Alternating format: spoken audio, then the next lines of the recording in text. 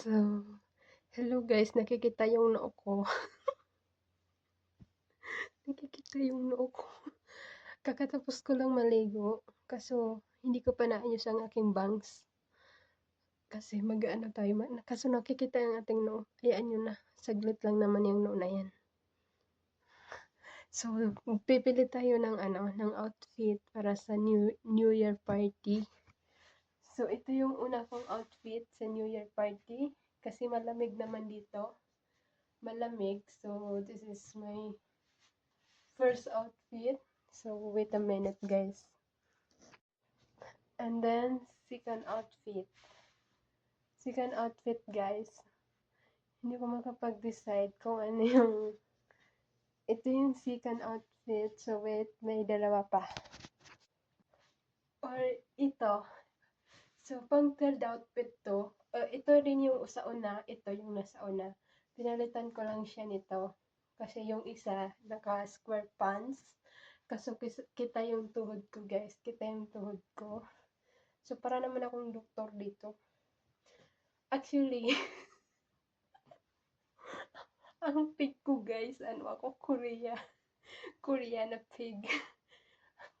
Ang pig ko sa mga outfit na to is, Korea ako. May, may tali to dito. So, pwede sa harap, pwede sa likod ang kanyang tali.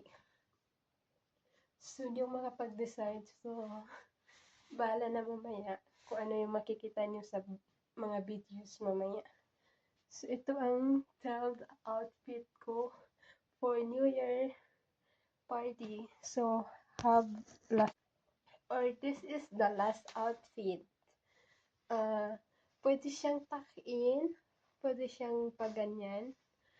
Kasi ano naman yung design niya. Sorry ko lang sa plancha. Ganyan.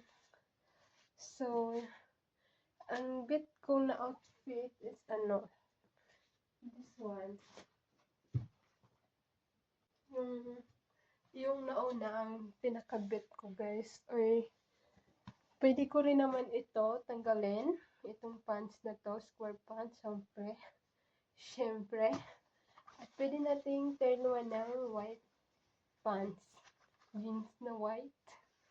Kaso, parang hindi ko siya feel. Hindi ko siya feel togetherness. Yeah. So, parang mas bet ko siyang ganyan. So, dahil sa dahil sa New Year party, dahil sa New Year party, nagulo ang aking bangs, nagulo ang ating damitan. So, hirap na naman ako nito mag-ayos nito. So, bahala na guys kung ano yung mapipili ko. So, aabangan na lang yun sa ating mga susunod na vlog dun sa ganap sa So, magbe-wearing ako ng ikaw na 3 hanggang 4 yan. Bahala na lang sa So, bye-bye! Thank you guys!